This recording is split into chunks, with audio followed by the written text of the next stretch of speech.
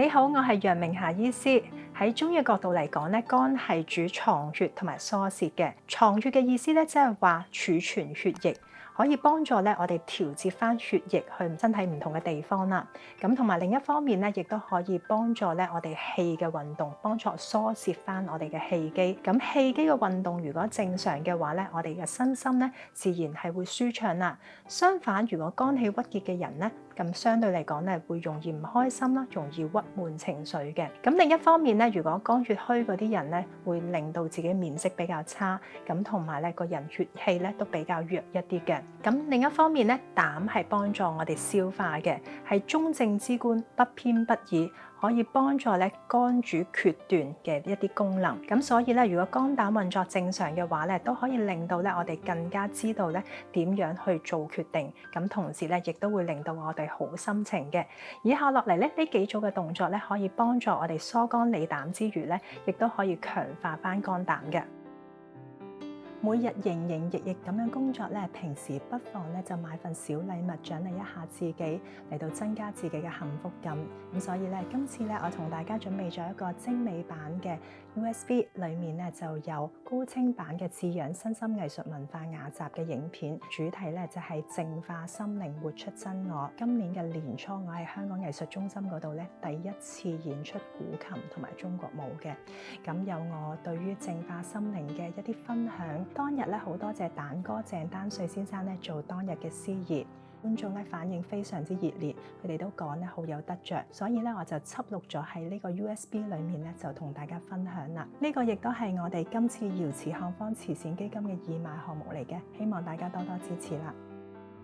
香港工作壓力比較大啦，咁好多時候啲人咧都比較少喐動下半身嘅。咁以下落嚟嘅動作咧，可以幫助我哋強化下半身嘅肌肉啦，同時亦都可以改善翻肝膽經嘅氣血運行嘅。首先企好，左手扶喺一個穩定嘅位置，左腳作為主力腿企喺地上面，左膝向前微屈曲。右膝往左腳嘅方向屈曲，再外旋髖關節，右腳向旁伸直外展，左腳同時站立。我哋再用同樣嘅方法，用右腳再做10次。大家一齊跟我做一做啊！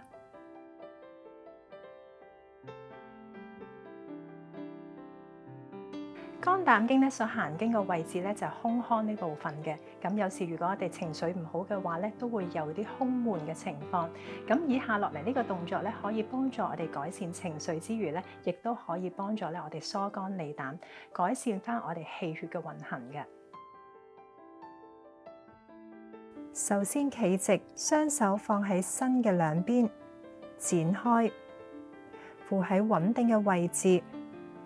整個人往下沉，腳踭離地，屈膝，呈捲曲狀。再慢慢將人往後反方向咁樣伸展，頭仰望。注意起身嘅時候慢慢吸氣，往下沉嘅時候慢慢呼氣，保持呼吸均勻。如是者做10下。有好多人同我講咧，游水可以喐動全身嘅肌肉。以下落嚟嘅動作咧，可以幫助我哋喐動咧整體身體嘅氣血功能，咁同時咧亦都可以強化翻啦我哋全身嘅肌肉嘅。首先企直，左手扶喺一個穩定嘅位置，右手帶動上肢外展，從下面往上畫一個半圓形，期間慢慢吸氣，手嘅位置到咗頭頂之後，再將臀部由右往左做兩邊嘅側彎，同時右手喺自己嘅正前方畫一個 S 字。做嘅時候同步慢慢呼氣，我哋一齊做啊！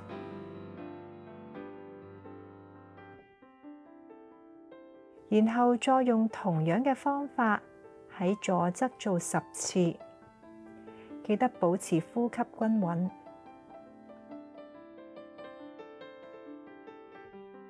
肝安主根、奇華在爪，以下落嚟呢兩組動作咧，可以幫助我哋改善翻手掌同埋腳掌嘅肌肉同埋筋腱嘅，同時亦都可以幫助咧我哋加強翻肝膽經嘅氣血運行嘅。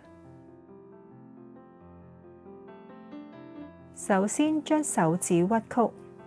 指尖喺掌心做一個好似勾痕咁樣嘅動作，用手腕有節律咁樣前後屈曲，嚟到帶動呢個類似勾痕嘅動作，再用肩關節往外而內，往下而上，然後反方向再做同樣嘅動作，令到手掌同埋手臂嘅筋骨同埋關節有充分嘅喐動。做嘅時候保持呼吸均勻。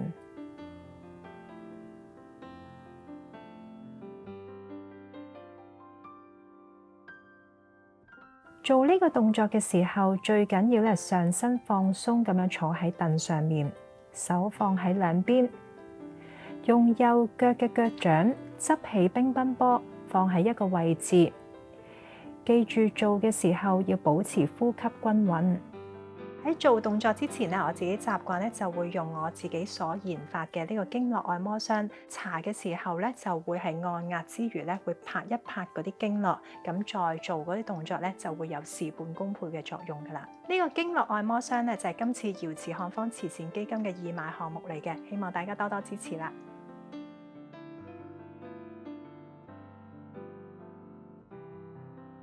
細個時候咧，好中意同爺爺行山嘅。有一次咧，行經過一啲溪流咧，覺得空氣特別清新嘅，於是乎咧就喺嗰度咧休息一下，食少少嘢。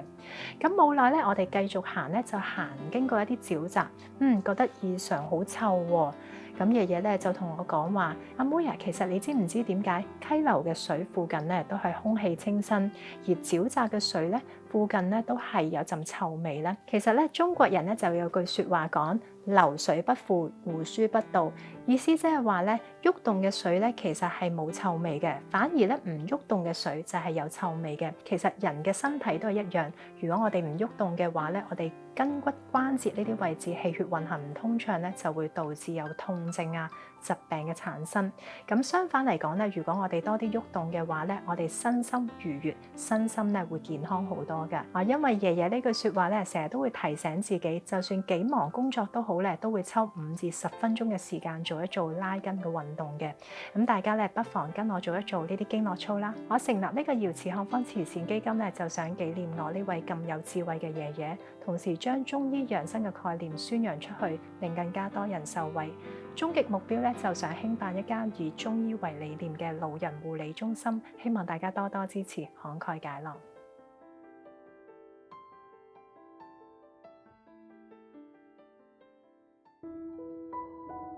多謝大家收睇瑤池漢方慈善基金動養身心呢個系列，希望大家多多支持訂閱並且撳鐘仔啦。咁如果大家想知道更加多健康資訊嘅話咧，都歡迎 follow 翻我嘅 Instagram， 或者大家咧如果有咩問題嘅話咧，都歡迎 inbox 翻楊明霞醫師呢個 Facebook 專頁，我會盡快答覆大家嘅。